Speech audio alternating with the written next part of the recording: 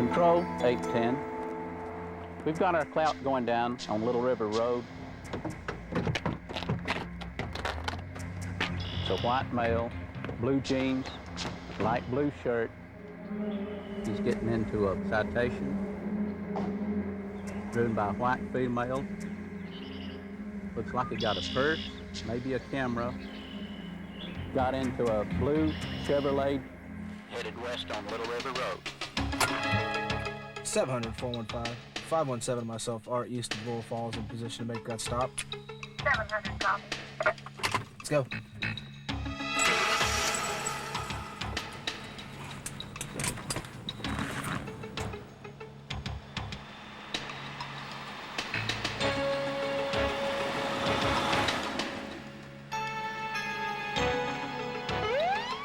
Another bust, another arrest, and 2 more criminals will end up behind bars, all as a result of an effective surveillance operation. We all know that an organized, well-planned surveillance can be vital to the success of any law enforcement effort. Over the years, the information gained through surveillance has resulted in the apprehension, arrest, and conviction of thousands of criminals all over the country. And although each surveillance has a unique strategy and may employ different techniques and procedures, they all revolve around one fundamental principle: to remain unseen, to blend into the environment, to gather information without your subject knowing you're there. Now, in an urban area with its busy thoroughfares, tall buildings, secluded alleyways, and crowded sidewalks, it can be relatively easy to become part of the background. But what if you're out here in the open or in the forest? What do you do to blend into the background out here? And what techniques do you employ to gather the information you need? Those are the fundamentals of rural surveillance, and that's what we're going to be talking about during this program.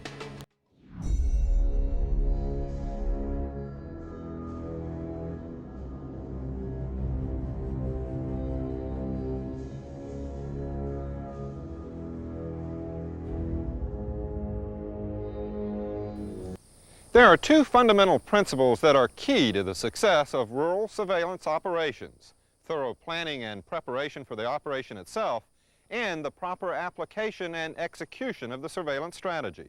Let's take a closer look at each of these fundamentals. Several factors should be considered, and some basic steps should be followed during the planning stage of any rural surveillance. The first step is to identify the objective of the surveillance. Make sure you know what you're trying to accomplish. You might want to obtain evidence of a crime or probable cause for an arrest or a search warrant. You might want to check on some informants or verify the information they've provided. A surveillance could also be employed to prevent someone from committing an illegal act, or in the case of our car clouters at the beginning of the program, to catch them during the actual commission of the crime. After determining the objective of the surveillance, you should then obtain and develop all the information you can about the subject or subjects of the surveillance. Get their descriptions and find out if any have a criminal record. Learn about their habits, the places they like to spend time. You should also look into the identities of all their known associates and get the descriptions of all the vehicles they use. All these pieces of information will help you later on when you're conducting your surveillance. Finally, try to determine the methods of operation employed by your subjects. What behavior do they illustrate during the commission of the crime? Do they carry any weapons? Is there a common thread to any of the actions they take? This information is crucial to the success of your mission and can be vital to your own survival. Make sure you have this information cold. But preparation for a surveillance goes far beyond learning all you can about your subjects. You should also gain full knowledge of the area where the surveillance is to occur. So make sure you conduct a thorough reconnaissance of the area well before any surveillance takes place. Determine if a vehicle can be used for transportation to and from the surveillance area, or if you will have to travel by foot. Also, during the reconnaissance, you should determine the surveillance strategy best suited for the area. One of the most reliable of these strategies is a stationary surveillance, where you sit and wait in seclusion for the action to come to you. This type of surveillance can be termed a reactionary approach to law enforcement. in that you choose a time and place for your surveillance operation based on the intelligence you've gathered regarding the case. If your intelligence is accurate, chances are your surveillance will be a success. During your reconnaissance, after you've located the spot from which your subjects are operating and you can determine that your surveillance will be stationary, your next step is to locate an area to set up your observation post. The primary consideration is to have a safe vantage point to witness the activity in sufficient enough detail. Don't choose an area so remote that you can't see anything, but be mindful to keep a safe enough distance to avoid detection.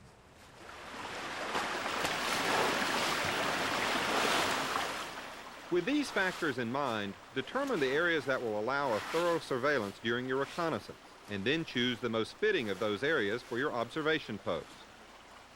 Look for things such as adequate ground cover and vegetation. Areas that are slightly lower than the normal elevation may also help you hide yourself. Make sure that you locate well below the horizon. You also want to ensure that there's a safe way into and out of the observation post. Determine when the best times are to enter and exit. If the surveillance is to be conducted over a period long enough to make shift work necessary, you want to make sure your comings and goings can be made in relative seclusion. Looks good, Doug. Let's go ahead and set up. It's important to be realistic when determining whether there's a safe way in and out of the area. You don't want to be burned because of your own movements back and forth. Now, it may be possible to switch shifts between the hours of darkness, but you should plan for an extended stay by a single team of surveillance. During your reconnaissance, you should determine the kinds of equipment that will be appropriate for the mission. Along with communication and information gathering considerations, you should also determine the clothing and types of camouflage that will be required. If the stay is to be a long one, properly prepared food and containers of water may also be necessary. For nighttime operations, specialized equipment is almost always a necessity.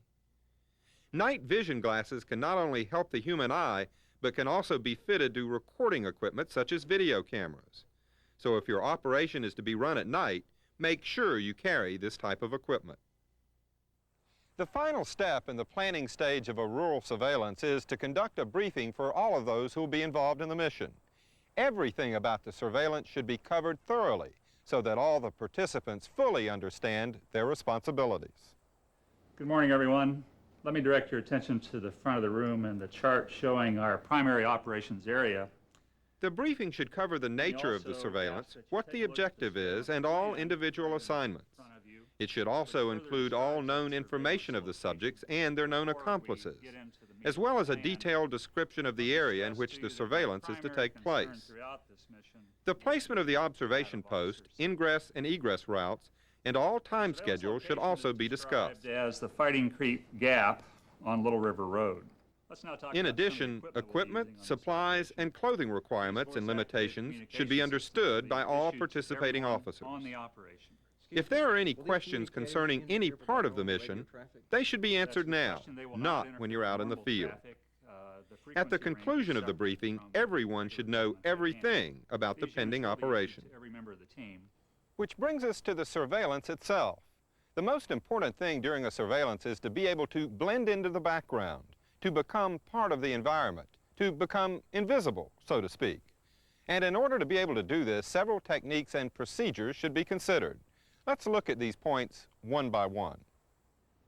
The first factor to consider is clothing and camouflage. Your clothing should fit the weather conditions that will be prevalent during the surveillance and allow you to remain still and comfortable even on an extended surveillance. Make sure you carry warm clothing if necessary and the appropriate rain gear if required. Headgear can also be very useful. It will help keep you warm during cold weather and is also useful as part of your camouflage effort. The idea of camouflage is to help you blend into the terrain around you.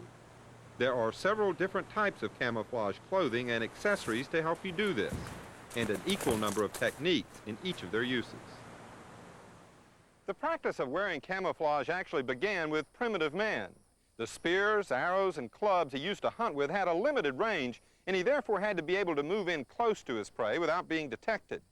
He was able to accomplish this by tying leaves and sticks onto his body with leather cords. That would help him blend into the environment. The French and Indian War saw early American Rangers use a camouflaging technique they had learned from the Indians. By coloring their clothes with natural dyes, they were able to hide much more effectively from the enemy. Now, during World War II, Korea and Vietnam, and up until the present day, camouflaging techniques have become much more sophisticated and specific in their uses. Camouflages have been developed for just about every environment. The idea is to select the type camouflage that is appropriate for the area you will be in. For example, if you will be operating in a conifer hardwood forest, a good choice of camouflage would be the woodland camo pattern. If you are to be working in a wooded area where tall trees and dense green ground foliage are present, you might choose the tree bark green leaf camo pattern. A forest with low leaves and foliage might call for real tree, mossy oak, or ASAT camouflage. There are several other patterns of camouflage that have been developed for just about every kind of terrain. Make sure you choose the pattern that best suits your purpose. The choosing of your camouflage pattern is only the first step in becoming truly invisible, though. The shape and colors of the human body are distinct, and so the use of grass, twigs, leaves, even of camouflage cloth, they can be used to help break up the outline and to add color, contrast, and texture to help blur the image. As you can see by looking at these two officers, although they're both wearing the same type of camouflage clothing, one officer is much more hidden than the other. The appropriate use of grass, twigs, leaves, and strips of camouflage cloth has helped to break up his silhouette. In addition, the application of military face paint, charcoal, or plain old mud can reduce the reflective qualities of the skin on the face, neck, and hands. Gloves and face masks are very effective as well and can also protect you against insect bites. These two officers are wearing the ultimate in camouflage, the ASAT 3D camo suit.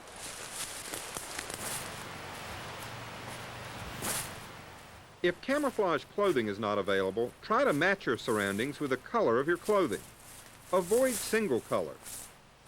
Nature provides a diverse mix of colors, textures, and contrasts, and you should do the same. Just as before, you should employ various types of leaves, sticks, and twigs to help break up your image. In all cases, you should avoid wearing any clothing or carry any equipment that reflects sunlight, such as this can, for instance. Remember that the only natural thing in a forested area that reflects light is water. So if you reflect light in any way, you'll be setting yourself apart. As you can see by these two officers, although both are otherwise extremely well camouflaged, the reflection from one officer's watch brings your eye right to him. Other objects that are reflective by nature should also be avoided. Keep away from bright service patches, belt buckles, metal canteens, and mess kits. Fast food wrappers or soda cans should also be avoided, along with reflective food packets. The use of some equipment, however, no matter what problems it causes with your camouflaging effort, is a necessity when it comes to safely gaining the information you need. Items such as food, sunglasses, radios, binoculars, and weaponry are very useful in what they can do for you. But you should choose the equipment you need with restraint on a case-by-case basis, depending on the requirements of the surveillance. Take only what you absolutely need. All the equipment and techniques we've discussed so far here today are designed to help you gather the information you need while keeping you hidden from sight. But in order to effectively blend into the surrounding terrain, you must also remain hidden from other human senses as well. Avoid any odor-producing products, such as deodorant, cologne, and hairspray. Insect repellent should be of the non-scented variety. And don't bring any foods or beverages with you that have a distinctive odor. Coffee, for example, has a very strong aroma and can be detected from long distances. The art of camouflage also includes the ability to remain silent. Try to avoid coughing and sneezing and keep your movements to a minimum. Also, keep in mind that the human voice carries long distances out in the open. When it's possible, try to communicate with hand signals. But if you must talk, do so only in whispers. Communication is a major factor in any type of surveillance. Al, you've got 4 subjects headed your way. And if your coverage is over a wide area and other teams are involved, chances are you will be using radios as a means of communicating. There are several points to consider if you intend to use radios during a surveillance. First, make sure the position of your observation post allows for the use of radio. If communications are vital and the radios are not operating in your present position, you may have to change the position of one or more of your officers. Let's go find another location. All right. If possible, use voice-activated communication systems. They keep your hands free for other things. You should also use earphones for all radio communications. This will eliminate the distinctive noise of radio chatter, which, if heard, will burn your surveillance. Always carry a spare radio or extra batteries. Once you're settled in at the observation post, having to have a replacement brought in may be unnecessarily risky. In addition, keep your radio equipment protected from the elements and make frequent radio checks to ensure proper operation. Radio check. If your surveillance is to be conducted over a long period of time, there will be some necessary movement in and out of the observation post. Now, we've already talked about choosing safe routes in and out of the area. We should also touch on some of the techniques that will make your movements even safer. Doug, I'm going to go scout around the other side. Okay, I'll be careful. When moving in or out of the observation post, or anywhere in the area for that matter, the primary rule to follow is to move slowly. Any erratic movement could catch someone's eye or cause some loud complaints from the resident wildlife. Either way, you've brought attention to yourself. You should stop frequently, not only to give yourself a chance to check your surroundings, but also to reduce the risk of drawing attention to yourself. Keep an eye out for booby traps, and be prepared for confrontations with wild animals or dogs. Stay in shaded areas during your movements, and take advantage of low areas and depressions. If at all possible, stay within the tree line. Place your feet carefully as you walk, avoiding dead branches or twigs, or any soft ground which may leave footprints. It's a yellow lady slipper. My friend saw And if one someone in this should area. appear, She told me. take a lesson from the animals in the wild and freeze immediately. Yeah. If you've prepared your camouflage properly and are absolutely still, there's a good chance you won't even be seen. And that's the lesson of this entire program. You can remain hidden from your subject's eyes, his ears, and his nose, so that on another day you can return to the same area. Now, by following the common sense guidelines we've discussed here today, you can blend into the terrain, become an integral part of the natural landscape, and conduct your surveillance operation with safety and effectiveness. The elements of this safety and effectiveness are a good overall strategy, comprehensive planning and preparation, a thorough reconnaissance of the area, and effective use of proven camouflaging techniques. If you're diligent in your execution of these elements, your rural surveillance operation will be a success. 700 415. 700 copy. We have 2 individuals in custody. We also have stolen articles out of the vehicle. We'll be en route to the jail. 700 copy. Good job, surveillance team. Copy.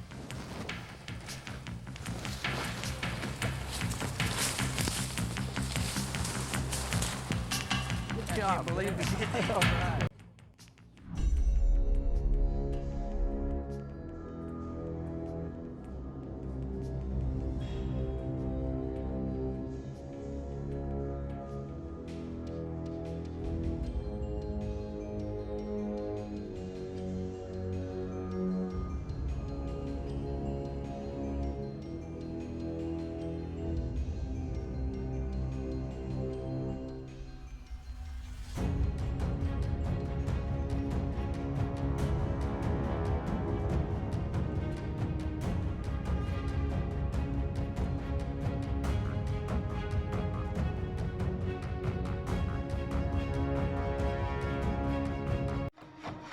got some dirty shit to pick up at the dry cleaner. I got a tidy bitch to pick up, I got Selena. Shawty hop up in the whip, but I ain't never seen it. Shawty love the way I whip it in a two-seater.